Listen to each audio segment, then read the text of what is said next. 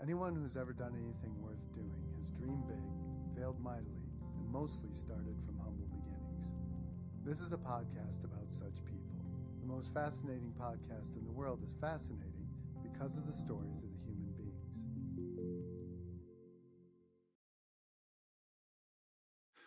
Hello, everybody. This is Pat DiCerbo, the most fascinating podcast in the world. Not because of me, but because of the people who would agree to talk to me. Today, I have the good fortune to be with Allen Swerdlowe. He is a fellow and FAIA, which is architectural designation, and he practices in architecture and urban design. Allen was born in the Bronx, New York, and he attended and graduated from Columbia University Graduate School of Architecture, Planning, and Preservation. Allen is an award-winning architect and a Fulbright specialist who played a significant role in the reconstruction of the World Trade Center and the development of the Brooklyn Bridge Park. He created the firm of D7 Architects in 1987, and he was recently posted in Uzbekistan by Fulbright and the State Department to consult with government, academia, and business leaders on urban and sustainable issues. He has designed residential and commercial projects, as well as furniture and other products. He also was recently posted again by Fulbright, this time in India, at the University of Architecture at Jamia University of India, which is, interestingly, a mostly Islamic student body. Welcome, Allen. Thanks for having me. My pleasure. By the way, I neglected to add that Allen has two children. They were both binational. One is, one is a software. I can't read my own writing. Rich, you'll have to I can say it. My older son is a software designer. My younger son is a filmmaker. Terrific. And they're both binational in that they have Norwegian and American backgrounds. My ex-wife of 27 years is a Norwegian, and she lives back in Norway, and we have a good relationship. Terrific. Welcome. And I'm in the habit, as you may have observed, because you watched a couple of my podcasts, of asking people about their earliest memories. And I wonder, what are your earliest memories from New York City or elsewhere when you were a small child? Well, my first memory is of being in my crib in the Bronx and looking up at the ceiling at this architectural element. There was a lighting fixture. Very curious about the design of the lighting fixture. It appeared to be some kind of angry animal. And when you're like 2 years old or whatever I was at the time, that's the last thing you want to see staring back at you. So other than that, I went to school beginning at the usual age in the Bronx. And the school was just up the block, not far from where we lived. So after a while, before we moved in during my second grade, I'd be walking to school on my own. But my curiosity was always about what lies beyond this little boundary that I'm in. The boundary being my home, the school. There was a park north of it. And I remember before leaving the Bronx, I used to wander off and find all kinds of interesting things in the neighborhood, including small, I guess they weren't called bodegas at the time, but they were bodegas, and an overhead train line on Jerome Street, things that I wasn't encouraged to explore because I was too young, but I needed to. So how long did you live in the Bronx? I lived there until second grade, and then we moved up to Yonkers. Yonkers at that time, though it doesn't appear to be that way anymore, was kind of in the woods. It was still on the outskirts of New York. So we moved into a development that was actually had true woods on one side. It was like the last development or the most recent development in Yonkers. And again, there was like this exploration into this unknown world, because in the Bronx we didn't have forests and hills and areas like that. So I spent a lot of time roaming through those woods after moving to Yonkers. Interesting. And what was the curriculum like at your school at that time? Were you still going to school in the Bronx, or No, did you go when to? we moved to Yonkers, I went to the local school there from second to sixth grade. And I don't remember a curriculum. It was just school. Mm-hmm. In those days, we were seen off to school, and not very many people asked questions about it. It was what it was. Mm-hmm. But I do remember one person in sixth grade, a teacher by the name of Mrs. Hughes. In fact, a few years ago, I tried to track her down, but the school itself told me because of security issues, they couldn't give me any information on either her or her family. But what was intriguing about her was she wasn't off the shelf. I remember she looked very old. She was probably in her 50s. And she told us about things beyond the reaches of the school system. For instance, she talked a lot about politics. And she was very, very, now this is in the 50s, so she was very concerned about talking about her political views, but they were probably on the left. They were very liberal, progressive. And in that era, we were just coming out of the McCarthy era. And I think she was very concerned about that. And I remember being very impressed that there was a political spectrum outside my world that I didn't know anything about. That's fascinating. What about high school? Did you go to high school in Yonkers as Well, well? from there, we moved to, my father died young, 38 years old. He unfortunately was exposed to plutonium during the war. Had something to do, I believe, with building the Los Alamos and Trinity projects under the orbit of the Manhattan Project. Ultimately did a lot of research for my own kids into that, had a lot of his documents, and we did a documentary that was on the Discovery Channel that talks to that and talks to a wartime incident in Ireland. But so when he died in 1958, he was only 38 years old, and he was on the precipice of owning a very successful business. We ended up moving to Queens, where I went to both junior high school, as they called it at the time, and high school in Forest Hills. And that was a totally different experience. And it was kind of surprising because I liked school. When I moved in sixth grade, in the middle of sixth grade to Queens, the only seat they had open was in the bad students' room. And since the bad students, which we would characterize differently today, couldn't pay attention to anything, they were told to play flutes all day long, and there was no academic, there's no discussion, and it was just a matter of keeping their attention in another place. And I was in that class for 6 months or 4 months or something like that before we went into junior high school, and I went into a normal program. What was that like? Terrifying. Here I was coming from Mrs. Hughes's class and actually learning something about the outside world and being thrown into an environment I had never experienced with very rough characters, even in sixth grade.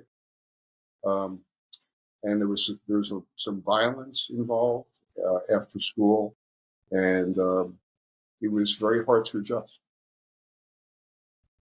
How much flute playing did they do? All day. Actually, the flutes were called recorders. I'm still not Mm-hmm. sure what that means, but it was a way of, I guess, keeping their attention. And somehow I was in it. And it wasn't an era where the parents stepped in to say, what's going on here? That's what would happen now. 2 days into that, I would have been out of that. But they were the authorities, and they did what they thought was best. Hmm. So you were in the flute class for 6 months? Well, it was the second half of sixth grade, whatever number of months that is. Maybe it's 4 months. Okay. And then what happened? Oh, let's see. I was being sent for summers up to the Adirondacks to a camp up there, Mm-hmm. just north of Lake George, or a lake called Schroon Lake. Mm-hmm. It's a very beautiful place. And I still, to this day, have friends from that experience. I went there for 7 summers. Mm. And it was an entirely different environment. It affected me profoundly. It turns out that the camp I went to was the camp that was used in a film called Marjorie Morningstar, and a number of the campers were actually in that film, so it was kind of a bit famous at that moment for that. And I still know those people, and you'll see the film, and I'll see them in the film. So I have very fond memories of that. That's neat. And how did you decide on college and where you wanted to go? And Oh, it's a good story. So things happened to me in high school where they required me to make a big transition. Um, Having been in the flute playing class and then through junior high school, still not having found my footing, I had a bunch of friends who, they were nice kids, but they weren't the most interesting of kids. And all of a sudden, I was in a high school environment at Forest Hills, where there was a section of very interesting kids, uh, and doing very interesting things, including writing for the school newspaper, and it really piqued my imagination as to what I could do. One of those kids who's still not a kid anymore, but a good friend. It was Ron Chernow, who wrote Hamilton. oh my And gosh. there were other people like that, and there were people who really inspired me. So sometime during high school, I moved into their camp. I never felt I actually belonged in their camp, but I certainly wanted to be in that camp. And I think everything I did after high school was inspired by that group of people. So the irony is that I chose to go to college, University of Wisconsin in Madison, to get as far away from my home situation in Forest Hills. And University of Wisconsin was very, very alien to me in that era, but very challenging in a positive way. Met some great people. Curiously, of course, my mom met a guy from Wisconsin and got remarried and moved to Wisconsin. And she was the one I was moving far away from. Now I was right next to her again. But on the other hand, because she was married to a guy in Wisconsin, I got in-state tuition, never paid a dime for tuition. Mm. So that was the upside, but the only upside. Wisconsin was an incredibly interesting place. It still is, especially Madison. And I got into Wisconsin as an engineering student and realized almost immediately that was not for me. And there was a really important moment in my life where I got involved because I wanted to be involved with journalism. I got involved with the monthly magazine from the engineering school. Was going to be promoted to be editor in my sophomore year. And then the editor of that era came to me and said, well, you didn't get the promotion because the chair, the faculty chair for our group is anti-Semitic. And I was thinking, what? What does that mean? I actually didn't know what that meant. I was going to ask you if very you knew vague. what does Excuse that me? term mean when you're that age? Well, when you first have it thrown at you for the first time, I mean, you generally know what it means, but it's never been used. So at least in Forest Hills, most of the students were Jewish, actually. Mm. So you were in that environment. Now you're in a different environment. But that was a very important moment in my life. It was the most important turning point, because on that day I quit the engineering school. I quit the magazine. I walked across the street to the university newspaper. I asked them if I could help there, and they said I could. And over 3 years, I ultimately became their editor-in-chief. So that was a very vital moment for me. And those people who I'm still friends with from that era went on to become 60 Minutes producers of All Things Considered on NPR. One is a 3-time Pulitzer Prize winning writer who still works at the New York Times. Who's and they that? continued that journey I started in high school with people who were inspiring to me. Is your friend at the New York Times a secret, or can you say who it is? His name is Walt Bodanich. That's terrific. Yeah, he still writes. Did you happen to write in the newspaper about your experience in the engineering department? Absolutely not. Okay. They didn't want to touch that hot stove again. Okay. So I was, initially just assigned to write articles by the editors there, and then ultimately started to edit myself.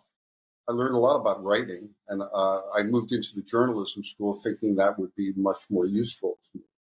I realized very quickly that I was learning a lot more about journalism being on the paper than in the journalism school. So from there, I moved quickly on into the history department and got my degree in history. So how did you end up at Columbia? Well, what was the next step? Is the next step going to Columbia, or was there an interim period of time? There are several interim steps, but there's a through line in everything.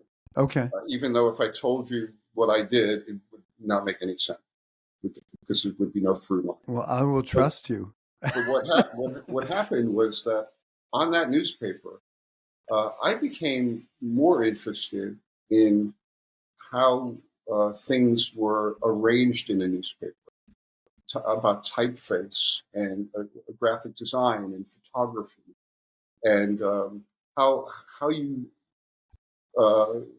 incentivize people to read certain things because they were above the fold or below the fold, and what the headlines looked like and all of that. So that really focused my interest more on design and less on journalism.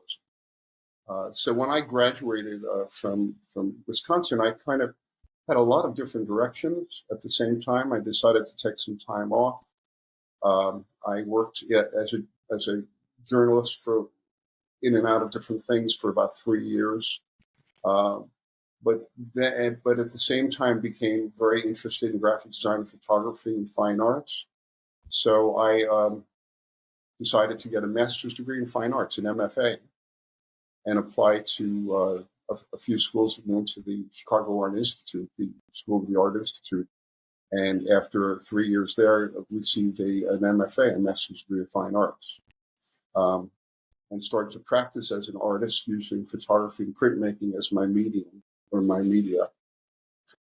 At the same time, I got a position in Minneapolis, working as an academic at the Minneapolis Institute of Arts. So I had a kind of dual role of academic and fine artist, and I practiced there for 6 years. I bought my first house there, and the house became interesting to me, and parts of the house and the design of the house and how things fit together. And I did some renovations, which were looked at the various materials and historic preservation issues because it was a house built in 1909. And my interest started to morph from fine arts into architecture through that process. So I decided during the last couple of years of being in Minneapolis, which, by the way, is one of the best cities in the country in my experience, at least. It's and the 15 years I spent in the Midwest, in Madison, Chicago, and Minneapolis, were terrific and informative years around wonderful people. But the house led me to think, oh, well, I should explore some ideas in architecture. So at night, I would take architecture design studios at the University of Minnesota. I took a couple of years of that and thought, well, maybe I should explore this further, apply to some graduate schools for a Master of Architecture, even though I didn't have a bachelor's in architecture, but I had a lot of other experience. I was accepted at a few places and rejected at a few places, and ultimately went to Columbia University and did a Master's of Architecture there. Wow, you have a really diverse skill set. Yeah, it boggles my mind. Mine too. Yeah, it gets worse, by the way, Pat. Oh, that I don't like that adjective. I think it gets better, right? No. Everything is just things are neither good nor bad, but that thinking makes it so. I was trying to be ironic. Mm-hmm. So tell me about when you got to Columbia. Where were you at in your life at that point, by the way? Were you 32 years old. Single, married at that point? That in 1981, I was single. I had gone through a couple of relationships with live-in relationships, one for 3 years, one for 4 years. I had no intention of settling down at that point. I liked my life kind of being able to be very mobile. I do a lot of travel, and I did a lot of travel. Ultimately, going to 75 different countries, many of which several times. So I like that flexibility. The academic world gives you, 7 months of work and 5 months of paid free time. So I was able to travel extensively. But going to Columbia was a new challenge. So you get back home, so to speak. Where were you living? At Columbia, I was living near the campus, 125th in Amsterdam, so up in Morningside Heights. Mm-hmm. And what do you remember from your early days in architecture school? Well, I always compared my educations, whether it be the Master's in Fine Arts or the Master's in Architecture, with the University of Wisconsin undergraduate experience. And they were never as rich as that, believe it or not. Going to Columbia, I was around, a group of mostly entitled young people.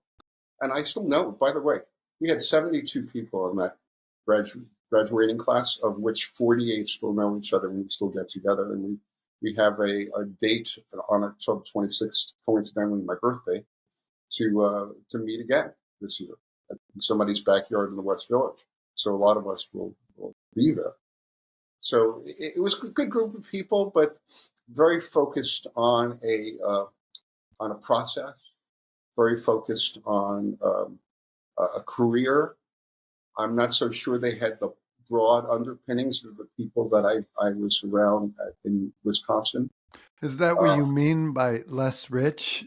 Like, how was the undergraduate experience richer? It was richer in that the group was far more diverse. And I'm not talking about ethnically. I'm talking about in terms of interests, of where they were from, of their, they weren't as well-heeled necessarily, though they were, as some of them as well. It was a really different group at Columbia. When you say they were far smart, more, extremely smart, privileged people. Not all of them. There were some that weren't, but mostly they were.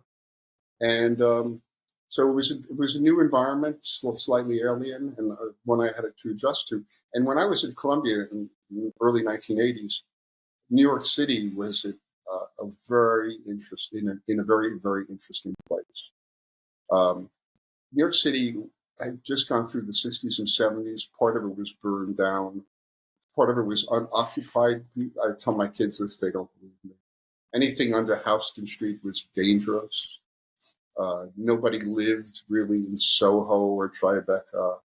Light manufacturing or heavy manufacturing had moved out. The waterfronts were all shuttered. But on the other hand, it was extremely dynamic. So while everybody was in the studio at nights working at Columbia, I was down at the clubs in Tribeca, the one or two clubs, like the area club, that were really dynamic, really spectacular, really interesting, and very different from my day job at the university. So I liked being in New York at that time for that reason. What were those clubs like? Are these jazz clubs or are they rock and roll? No, they weren't clubs necessarily having to do with music, though music Okay. was an underpinning. Mm-hmm. So if you go to the area club, for instance, um, it had a rotating exhibit of art uh, every 6 weeks, but the art was installation art, wasn't decorative art. So you'd walk in and there would be Andy Warhol standing in the middle of the floor by himself, or with what's his name, the graffiti artist, and it escapes me, who they did some collaborations together. And he actually died at the area club in the bathroom. And I forget his name. Everybody knows his name. I just have sometimes a problem with short-term memory, problem with How did he names. die? Drugs, drug overdose. Um, so it was all of these crazy things that happened. You would go in and there would be a window, a kind of a window-like exhibition. Two people standing in, an interesting pose in what appeared to be a store window inside the club, or doing something strange. And these clubs attracted a lot of people. They were very, very hard to get into. In my case, I'd have to go with some female who looked a lot better than I did, and they would. Impossible. No, there were hordes of people trying to get in, and our technique was we pull up in a cab, the female would come out, and the gatekeeper, the line keeper, would open the line for her, let her walk up the stairs to go in, and then I get out of the car, and they close the gate, and they'd say, no, not you. And then the female would turn around and say, he's with me. And that was the only way I would get into these clubs. So we had that routine. It's brilliant. Still works And today. you had 100 people screaming, what about us? I think it still would work today. Mhm. And pretty much does.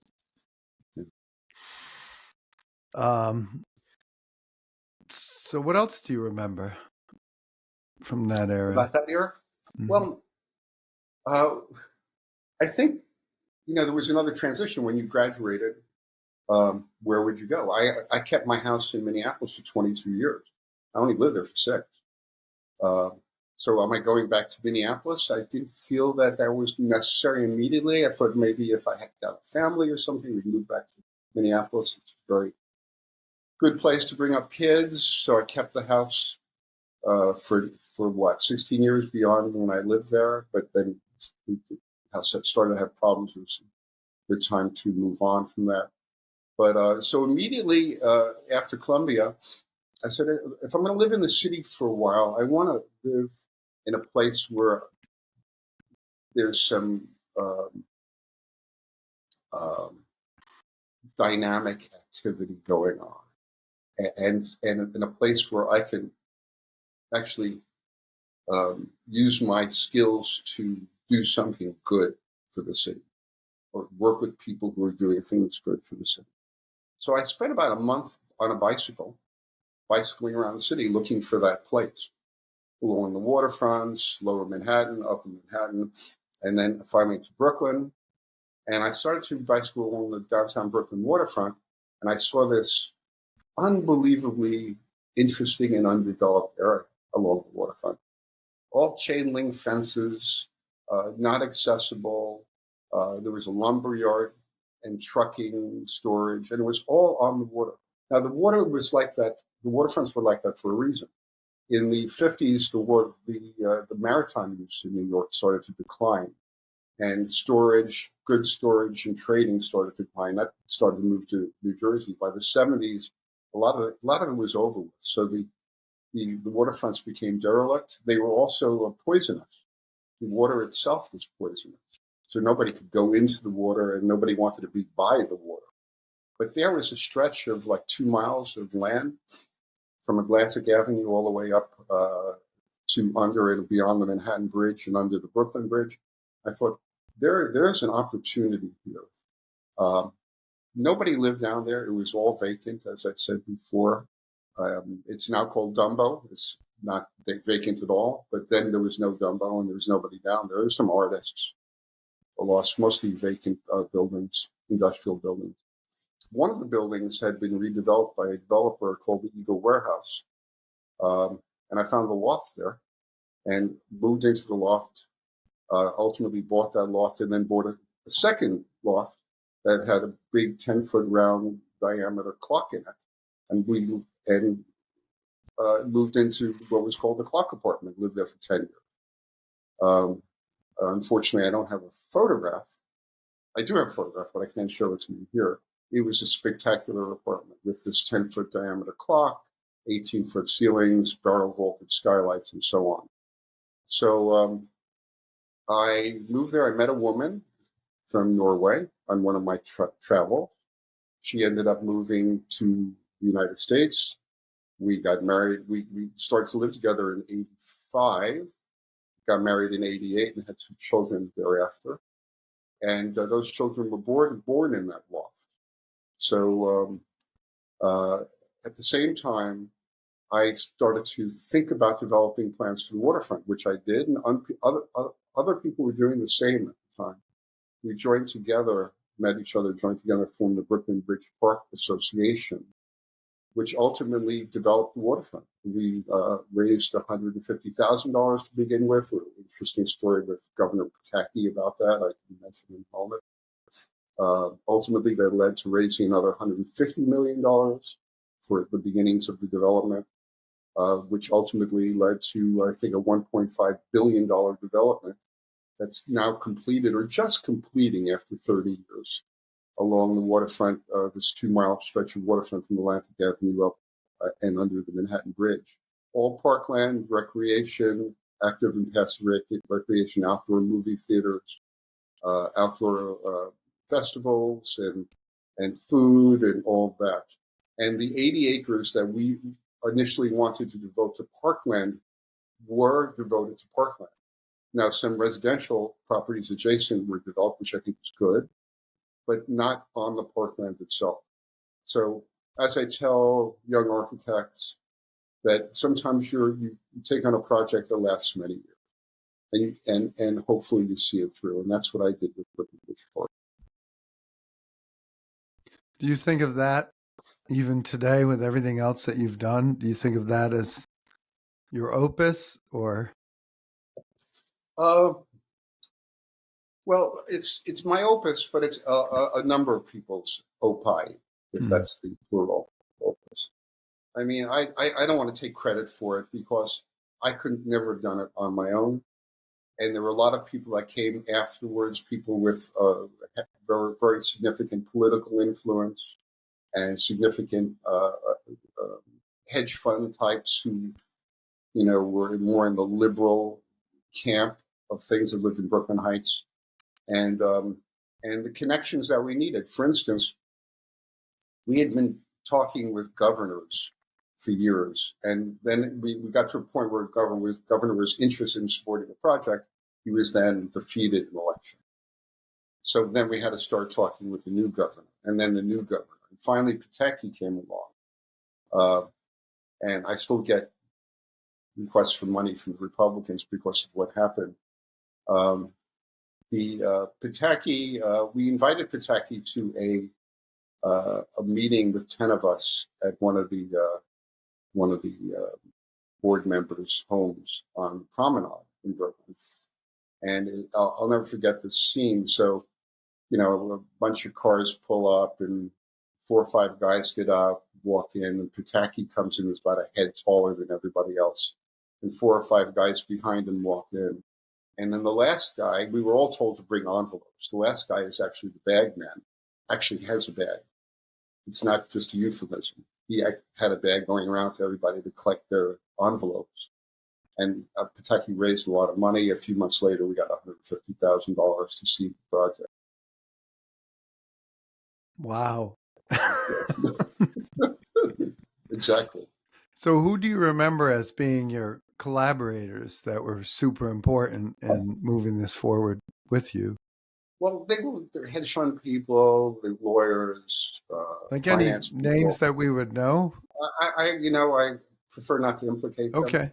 One became the president of the New York City Library, Okay. 42nd Street Library. Now it's up in Boston. I mean, they were really interesting characters, on a very, very high level. People I didn't necessarily identify with all the time, but I Mm-hmm. was always the architect in the room. We hired a group of architects and landscape architects to produce the plans. And I was always sitting there with my yellow trace paper, drawing over their plans to make suggestions about this, that, and the other thing. But I was the only design person in the room. Everybody else was a fun person, fun guy or woman. And, with deep political connections. I mean, ultimately, these projects are succeed, I should say, with two things: money and political influence. And the political influence is funny. And by the way, we still have at the Center for Architecture, where I do presentations and I attend presentations. We do presentations on the downtown Brooklyn waterfront because there's another issue called the Brooklyn Queens Expressway we've been working on for years. But I think the point I'm making is that without political consensus, nothing happens. And to get political consensus is virtually impossible because, the politicians are interested in two things: funding support, and votes. Okay. And if you do something for a neighborhood, every other neighborhood says, "Why didn't you do that for us?" And they lose those votes. And then if you don't do it for one neighborhood, you lose those votes. So the politicians are extremely tentative. It's extremely hard to get them on your side, even if the side is the right. It's fascinating. So you graduate Columbia, you get involved with this project, you ride your bike around the city, you buy a couple of lofts, you have two kids living in the clock apartment. By the way, was the clock inside your apartment? Was it installed inside or were you behind it? Like, It were was you a looking? clock face. I mean, you see them all over the city. So the clock was the window. Right. Okay. Yeah. That's what I thought. And wasn't working, but we actually got the co-op that I lived in to fix the mechanism, and we had a working clock. Wow. But it was reversed. You saw it from the inside out, so it wasn't very useful. I'm guessing you learned how to tell time from the back. I had a watch.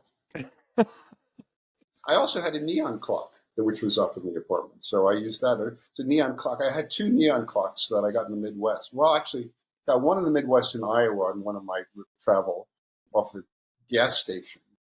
We didn't know why they had a neon clock, so I bought it and took it off the gas station from the owners. I got the other one from the diner in Maine. Again, a situation, you used to see these neon clocks on all kinds of diners and gas stations, and they're not there anymore. They're gone. People like me bought them. You still have them? I have one. My son has one. An old girlfriend has another. Okay. So then what happened? What happened after that? Had you started the firm at that point, or? Well, I actually worked. Actually, good question. So I worked in a firm called Beyer Blinder Bell. Beyer Blinder Bell is a very well-known historic preservation and architecture firm.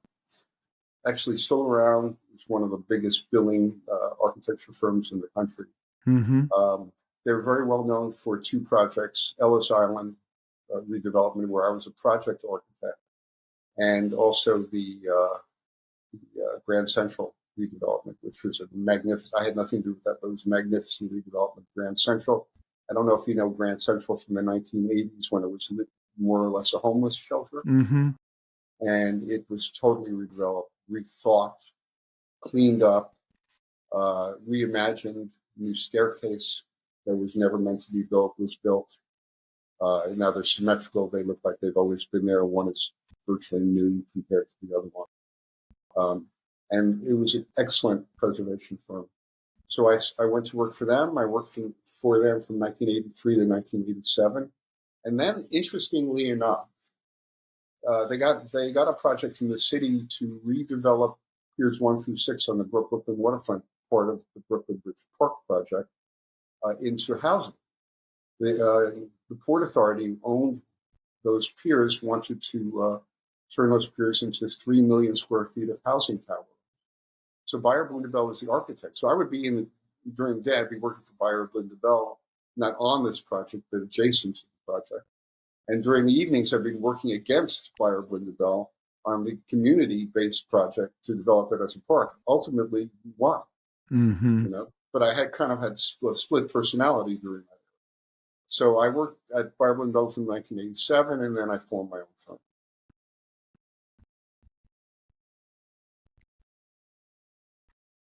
So you started your own firm out of thin air? Like, how did this happen? Did you have I had various partners from time to time, but it was out of thin air. Yeah, a firm is as good as its clients. So I got a bunch of clients, mostly residential clients. Did residential work in the city. Did a house up in Connecticut. I mean, things that most architects do.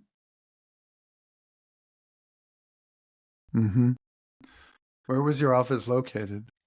Soho. My office was on Lafayette and Spring. Unfortunately, that building was turned into residential, and it was a great office building. It was like this office building where all these offices should have been occupied by private detectives. They had steel doors with kind of glass windows, and all kinds of people worked there: architects, designers, you name it. There was, 12 floors, probably 10 offices on a floor, 120 offices. And when they gutted the building, all that came out, and they built apartments. One of the former mayor's wife now occupies an apartment that occupied my office space, and also, since I was on the top floor, they built up a roof terrace up there and building for her, so she has a bi-level apartment in that space, and it's really a great building because nothing around it is that tall. You just see all of Soho and Tribeca and downtown Manhattan from it. Most of the stuff down there is 6 floors or less. Is that right? In fact, yeah, in Soho, everything's 6 floors. Okay. Yeah. That's neat.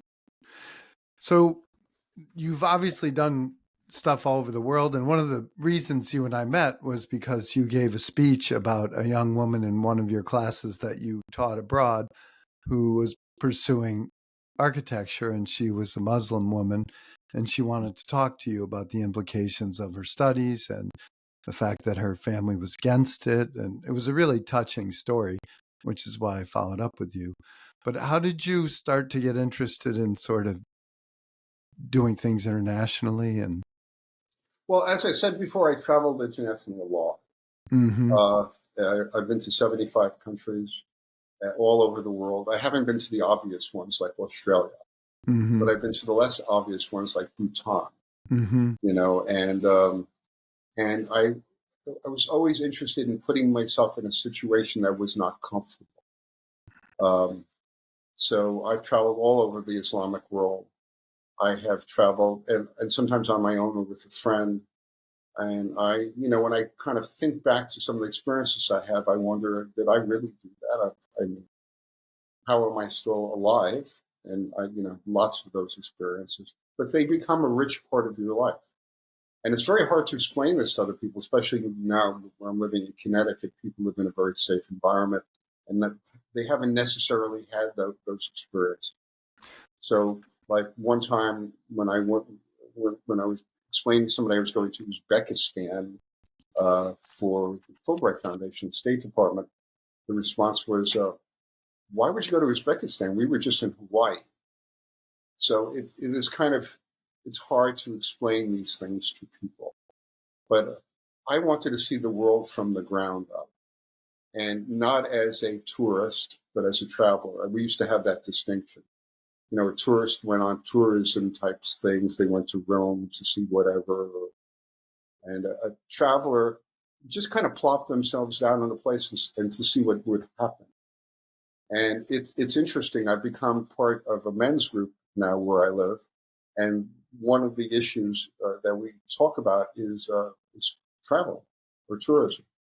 And very, very nice men around my age, but they're all wondering, well, who knows the best travel agent?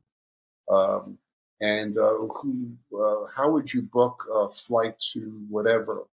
And I mean, I'm interested in sitting there and every once in a while saying, well, what I do is I just go somewhere without an itinerary and see what happens. And it makes them wonder who this guy is.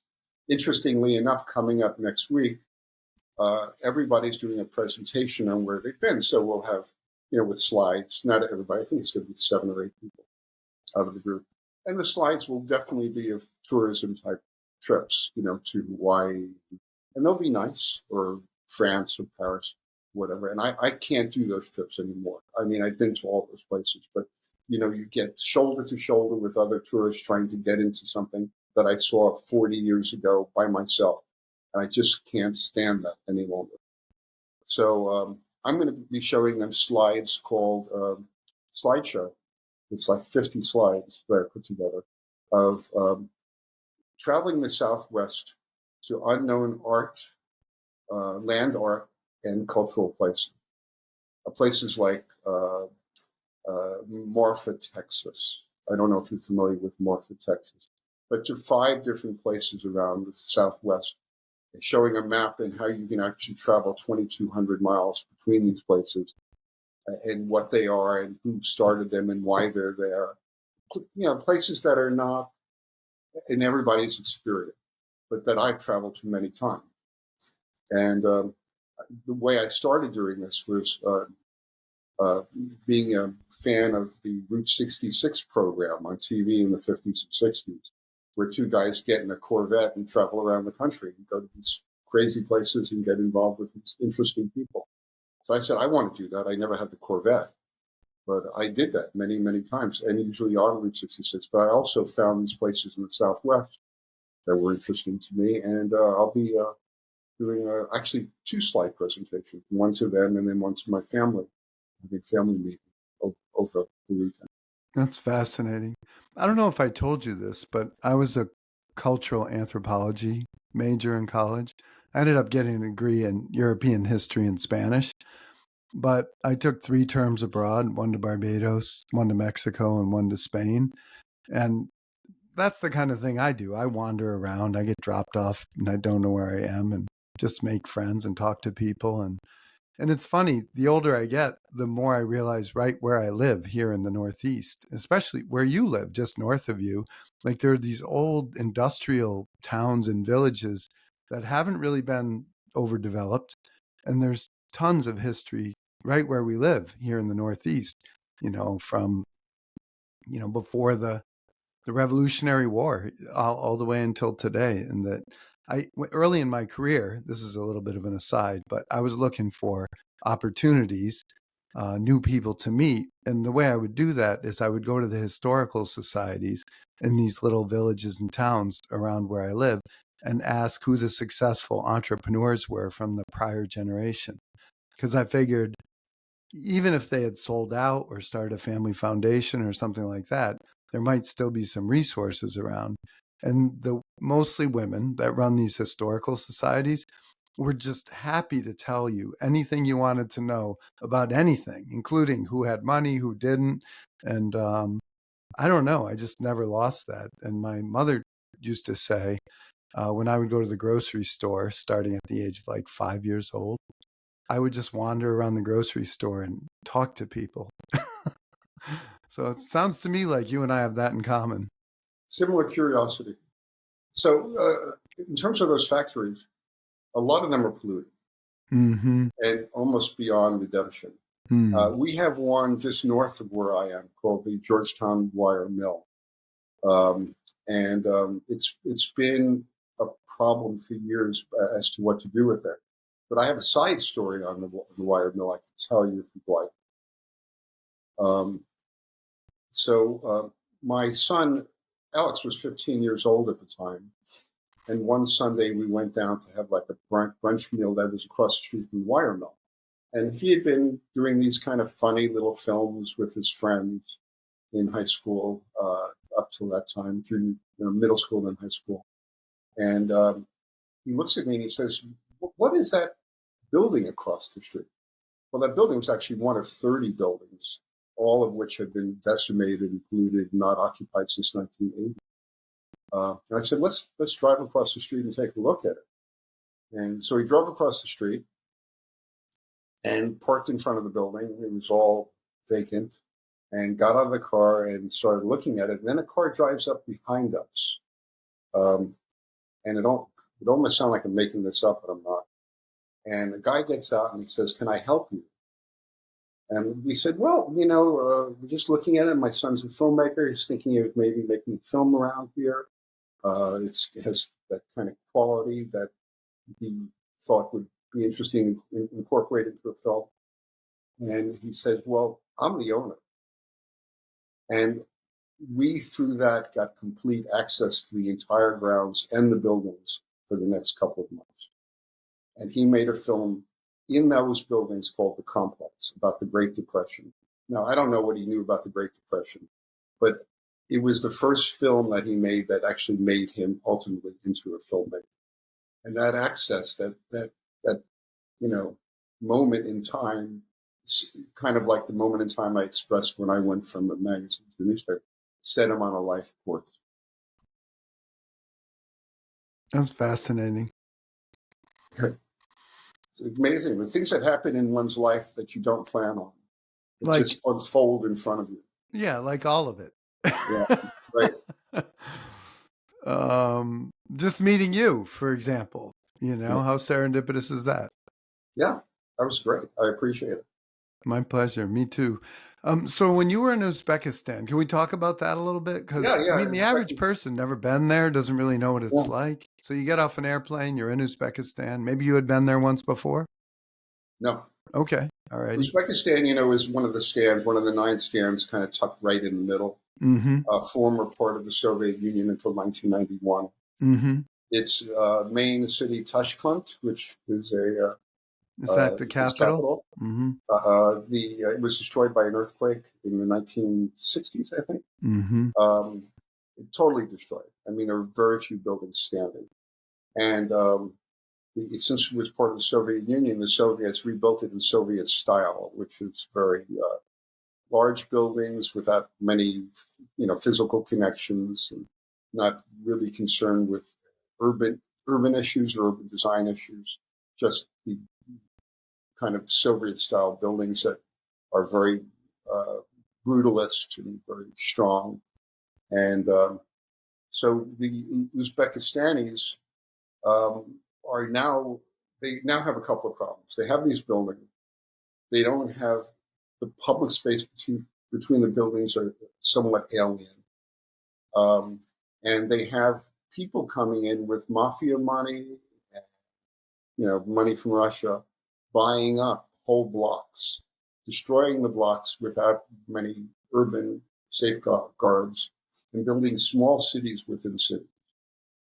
And they want to see what they can do to ameliorate this, or at least to have connections among things. And that's one of the reasons they bring in specialists like myself. And that's why I was there. So I landed in Uzbekistan. This was 2 years ago. And I'm met by people from the Institute of Architecture, and they were extremely kind, interesting people. So the first thing I did was have a meeting at their offices, and they were very generous. They said, "Okay, we're giving you a local phone. Here's your phone number," because my phone didn't work there. "We're giving you a credit card." I said, "You sure you want to give me a credit card?" They said, "Don't worry, there's not a lot of money on it, but you can use it for local expenses. And then we're going to take you to an apartment that we have for visiting guests," which was a great apartment. It had like a ballroom in the middle of 2 side spaces, one for a bedroom, one for a kitchen and dining room. I used it for my office. Mm. And we'll pick you up in the morning. Okay. And for 5 weeks, they would not pick me up every morning, but most mornings. And I would prepare a lecture. And we'd go to university to give lectures. And kind of word got around that this guy from New York, I didn't say, was in town, and the lectures started to be overflowing. And one thing I would do is, as part of lecture, is have a review of student work at the end of the lecture. And so a few students would come up to me, but we never have enough time because then we're going to something else, and I had to be hustled out of there. And on one occasion, I remember this very fondly. So it's almost like a scene out of A Hard Day's Night, but I'm not Paul McCartney, so I was hoping to. So I'm hustled into a car. I'm in the back seat of the car. No, I'm in the front seat of the car. And we're going to the next lecture, which is 4 minutes away. But the car is surrounded by people. We can hardly move. And then the back door flings open, and this young girl gets in, shuts the door, and says, "Mr. Swerdlowe, you have to look at my work," and puts a phone in front of my face. So for the 4-minute drive to the next presentation, I had to review her work on her phone. That's great. And stuff like this was happening all the time. And you referred to this other situation, and I'll explain it now that I ended my presentation or my comments with up in Albany. So one day, I mean, we were going to different venues. We went to businesses. We went to meet with politicians and executives and academics and university classes. Well, this one day we went to a high school. And it's probably the most interesting day of my 5 weeks there. So I'm speaking to a high school class, and I'm through an interpreter. In all cases, I spoke through an interpreter. And I'm looking out, and there are very attentive, very young people. And at the end of my lecture, whatever that was on, I can't remember, I asked for questions. A girl raises her hand. The question is interpreted. And the question is, I want to be an architect. My parents do not approve of me either going to school or definitely not studying architecture. Do you have any advice for me? And I don't know where this came from. I don't think it came from me. It came from some other being or otherworldly being. So I say to her, well, the first thing I would say is you need to respect your parents. There's nothing more important than that. And then the translator translates. So I have time to think. And the second thing I would say is that you have to explain to your parents that you want to be an architect, not a business person, not somebody who deals with money or finances, somebody who actually does good for the world. And you have that opportunity now to do good for the world. She says, but then she says, raises her hand, but there are no women architects in this country, and there's no female architecture students. And I said, and that's what's so great about this. You can become that person, that trailblazer. When I went to Columbia University, half the students were female, and almost none of the actual architects were female. Now it's half-half, female, male. And you're in a position to be a trailblazer in this country. You'll be the first one, but there will be many other young people following. So just remember that. Tell your parents you're doing something good for the world, and tell your other female friends that you're doing something good for them. That's outstanding. Tell me about India. So India was a different experience. I was expecting to have that same experience. I was going to India for 3 weeks, not 5 weeks. But in India, the program was simply to spend parts of the 3 weeks with a single class. Well, actually, it wasn't a single class. It was a collective class of 80 students from different classrooms. And go through an entire project with them. And I will tell you, in India, it's extremely hot, as you probably know, extremely humid. And the conditions were very challenging. And at this university, the conditions were very poor. The equipment didn't always work. The air conditioning was spotty and wasn't everywhere. And so it was very, very challenging. conditions. And the first day I look out on these students, I gave 5 lectures and presentations the first few days. And I'm thinking, this is a problem. They are not going to be able to do this. I mean, it's too hot. It's too challenging. And we had chosen, with the other, there were 10 faculty members, I had chosen a project for them to do that had to do with the fact there was a major roadway splitting their campus. What would happen if you took the roadway away? How would you reknit the campus in terms of an urban design, an urban issue? So they broke out into 10 groups of 8, and I gave them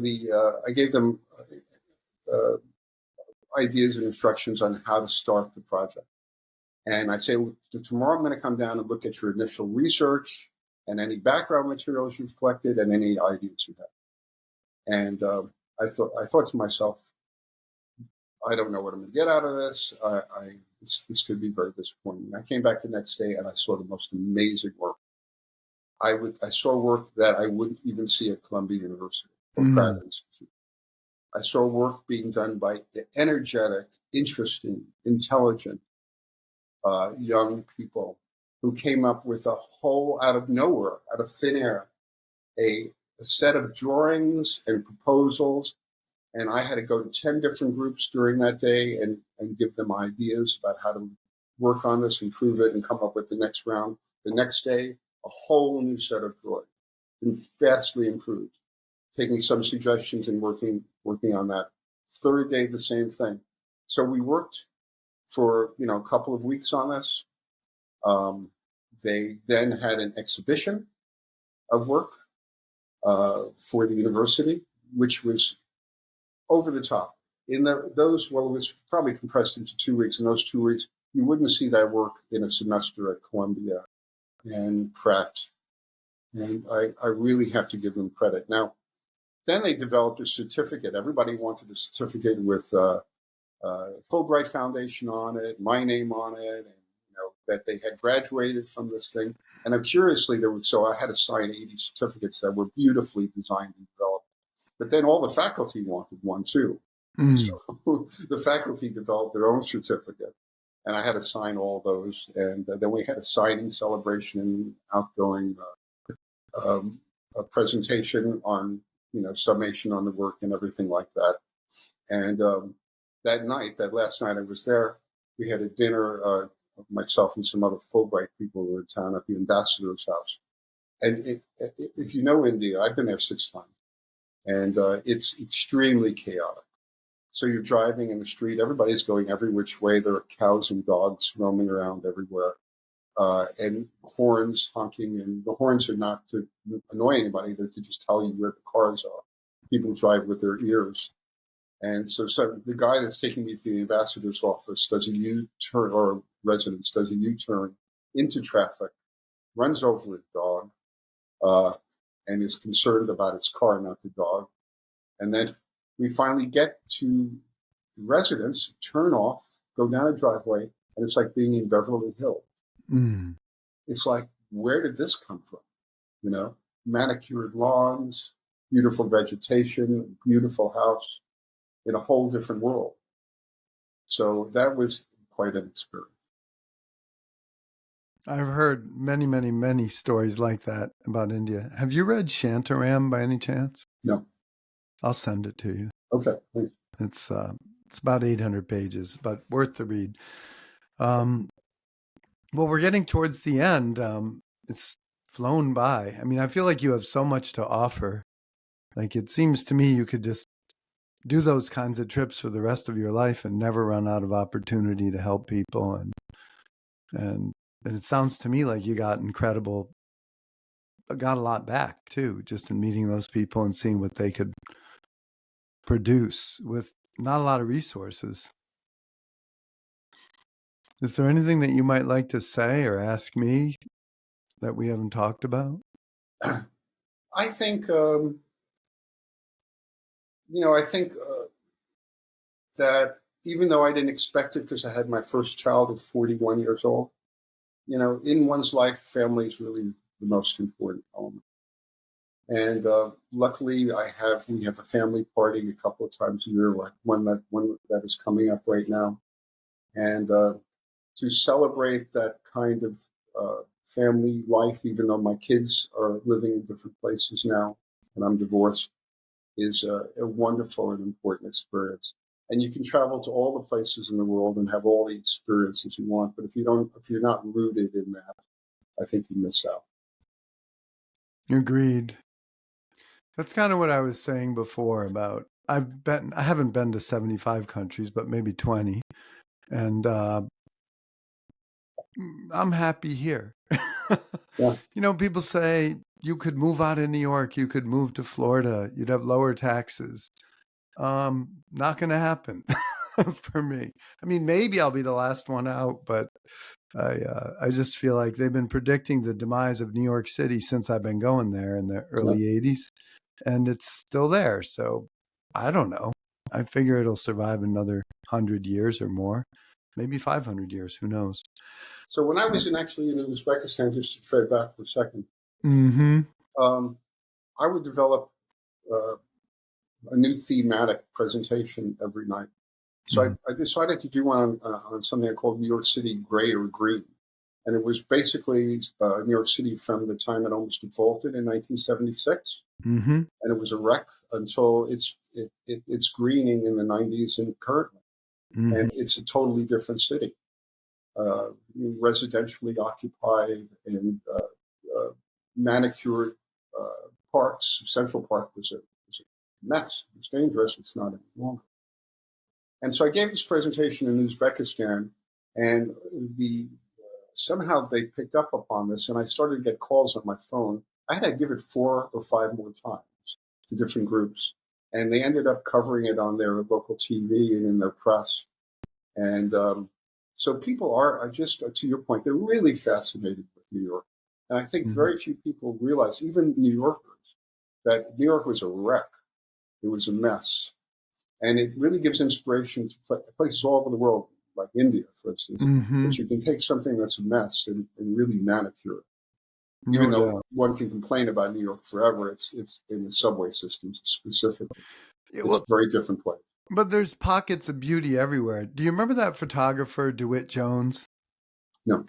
So he's a relatively famous, I don't know if he's living, but National Geographic photographer. And he would go someplace and it would look like a garbage dump. Well, one time he was in the Highlands of Scotland, but he was in an area where there was litter on the ground and all this stuff. And it turns out it's a great place for trout fishing. And maybe all the trout fishermen aren't as courteous as they should be. But he's just showing before the sun rose. It was light, but before the sun rose. And it just looked like a mess. It looked like a disaster. And then he changed the angle of his camera.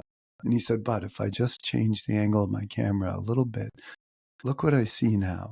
And he would do these video presentations to big audiences, like, 10,000. I saw him with, I think, 15,000 people he was doing this for out in the Midwest. And then I saw him in Albany too. And little by little, he would add to the presentation, when the sun peaked over the mountain, and then he would take a different angle and you'd get a little different topography. And then you'd see a fisherman, and then he showed the fisherman casting, and then you saw a trout. And his point was just, it's all what you make of it, whether it's Uzbekistan or turning around that corner in India. And it's not necessarily the house that looks like Beverly Hills. It's beauty in an alleyway sometimes, but anyway, I mean, I get the feeling I'm preaching to the choir. You're the originator of a lot of these ideas. And like I said, I feel like you have so much to offer. I mean, I'm just so glad I met you. I'm glad that we got to spend some time together. And I have one last question for you. They say that the hyphen is the most important punctuation. Do you know why? Because it connects people. What connects them? Well, that could be, but in my case, what I mean is it's that which is between your date of birth and your date of death. Oh, God. So with that in mind, if you weren't here and we were talking about you, like, what would you want people to know about you, Allen? I think what if people really want to know something about me, they would want to know why I have taken this kind of path in life and not focused on more traditional things that most people do. Though I have focused on family, I haven't focused on, money. I always thought a lack of money was more beneficial to one, especially when they travel, than enormous amounts of money. On the other hand, I've been able to travel in extreme comfort. Um, I think what they'd want to know about me also is that I've tried to take things that could be very challenging and use that to my benefit.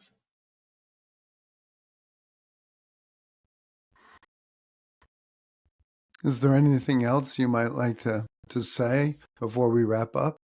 I think we're at. All right. My, You've been great. Thank you so much for your time. yeah, well, thank you, Pat. Let's get together for a cup of coffee. Let's do that again. All righty. Thank you.